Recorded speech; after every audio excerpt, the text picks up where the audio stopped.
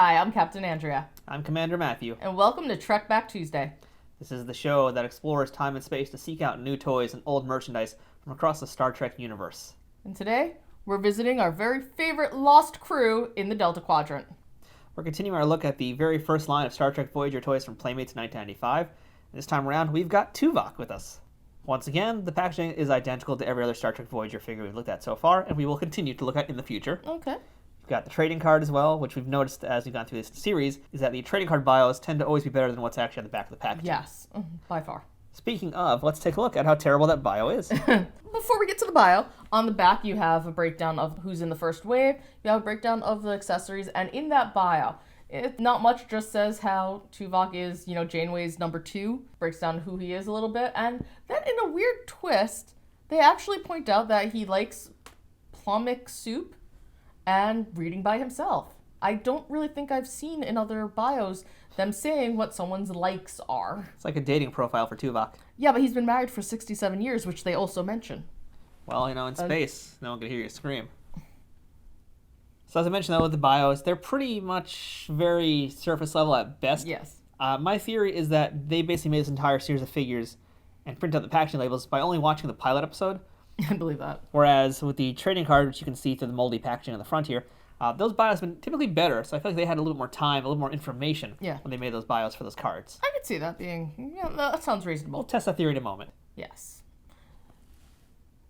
Commander Matthew, let's beam him out so we can read that bio. Aye, Captain.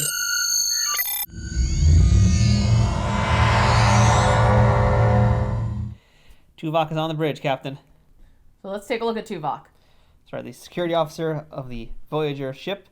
This is our likeness of Tim Russ here. Captain, what do you think of that likeness? That is an incredible likeness. It really is. It's unfortunate that because of how this figure was maintained over the years, it's a little crusty, as well as on the hair. You can see there's kind of some stuff going on there. He's got a lot going on that's clearly related to age. Yeah, arms as well, but I think if you gave it a nice fig bath, you can clean him up pretty nicely. Yeah, and this is a figure you want to clean up nicely because the likeness is just beautiful. Yeah, it really is. Really good likeness. It's, again, one of the best we've seen across the entire Star Trek line. It's these Voyager figures. Yeah, I mean, I'm a little shocked at how good the likenesses are. Yeah. Given when it came out, given who was making it, dude, that's awesome. Yeah. And all I really want to do right now is put a helmet on him, a custom helmet, and just kind of have him turn into his Spaceballs character. But if he does that, then he can't see it. Oh. Now let's talk bodies and articulation. And as we're going to see in this Voyager line, for the men, there's basically 2 body molds. So Chakotay here has one body type. Tuvok has the other, which is a little more slimmer and trimmer. Yeah, Chakotay's a little bit more barrel-chested and a little broader. Well, I think they're about the same. I think they're the same width, but it's just he's a little thicker. Yeah, they made a few changes just to kind of separate them. But again, there's only going to be 2. And that is the thing when you start looking at the rest of these Star Trek figures at this point. Playmates had really cut some costs, and so a lot of things are just reused again and again. Yeah, and for the most part, though, given what the body types were on the show, it's not that big a deal. Exactly, it really isn't. And they were spending a lot of the time tooling very unique molds for aliens and all sorts of other things, so it makes sense. Yeah, and to be honest, I'd rather have the face look so much like the character, and the body be a little than the reverse, So Chakotay's going to go back to the bridge, and we're going to talk Tuvok. And articulation is also the same as we saw last time, which is shoulders that can go up and down, bicep swivel, snap his arms a little bit. The head moves left and right. You hear it's got that fresh toy snap. Yeah. The legs have the Playmates V, and he's also got the thigh swivel. So you can do a nice little low kick. Oh, gosh. Dude, that does not look okay. Muay Thai. No, Muay Thai. That does not look... Vulcan Susmana. Hassan Chop. Moving on, let's take a look at the accessories. Tuvok comes with his Starfleet insignia stand. Let's see if we can put that right on. Yes, I believe that we can. We're going to go ahead and not discuss his limited edition serial number on his foot because it doesn't matter. Yep. Because there's like 10 trillion Tuvok figures out there in the world. Exactly. He comes with a tricorder. Plain old tricorder that we've seen again and again in many of the Star Trek toys since like Wave 1 in 1993 or whatever that was. It's even the same familiar blue. That's why it's like, it's not that exciting to talk about. He comes with his Type 2B phaser. Again, lovely shade of blue. Lovely shade of blue, but again, we've seen it before. Let's see, since he's a security officer, can he actually hold it in his hands? Because if he can't, he's getting fired. All right, good. Okay, Keeps his job. That's a start. Chakotay had this as well, but this is one of the newer accessories. It is the Sims Beacon.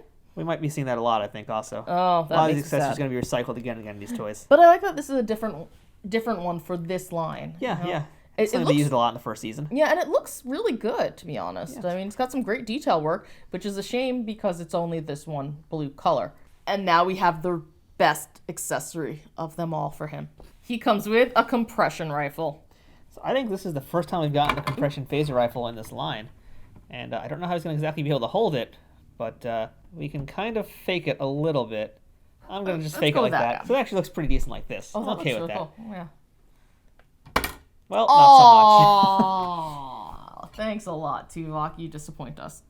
Yeah, the thing is with this phaser rifle here is that these handles are so thick, he really can't hold it. He has to cradle it some other way. So And that's a shame because it's a really good-looking accessory, and yeah, it does look really nice, but there's really not an easy way. I mean, if we're able to force it in, it's going to probably be able to do it, but it might warp the figure.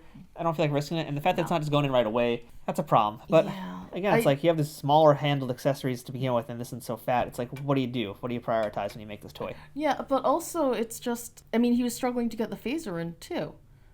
So are they just, is it age, or were they just making it a little too small?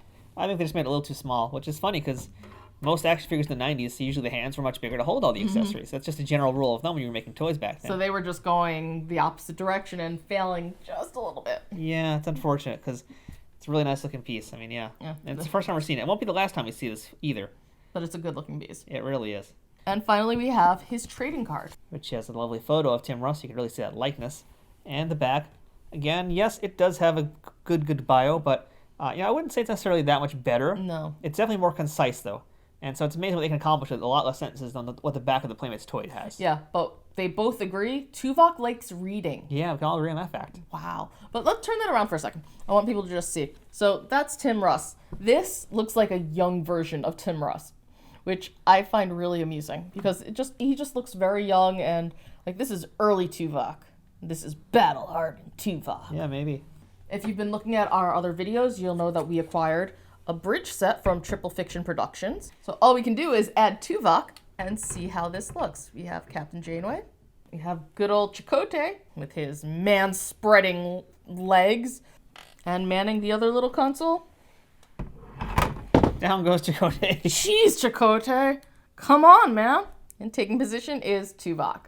Look how good he looks. Look how good they all look together. Yeah, it's starting to look really good. I'm excited to start building out the rest of this space here. Yeah, we're gonna have some fun with this one because I know you mentioned in our other video that there's another console coming, and could you imagine what it's gonna look like? Yeah, we could probably build out the entire bridge, which would be pretty cool to do. I really hope we can do that soon. So, But until then, that's our look at Security Officer Tuvok aboard the USS Voyager. Overall, another very good figure, yeah, despite the accessories being a little bleh, sadly. Otherwise, though, it's a really good piece. it's a really good piece. I'd also say that this is probably the first figure that we've seen where you could really see the age on it. Yeah. Which is a little sad, but again, it's also kind of a testament to Playmates in terms of the longevity of their figures. Ultimately, it's about maintenance and where these things are kept. And I Yeah. got this lot from a dude who basically had it in an attic. So it's moldy, they're a little crusty. Yeah. But if you're a loose collector, it's great because you can get them really, really cheap. Yeah. And then take them out of the box, give them a bath, and they're good to go.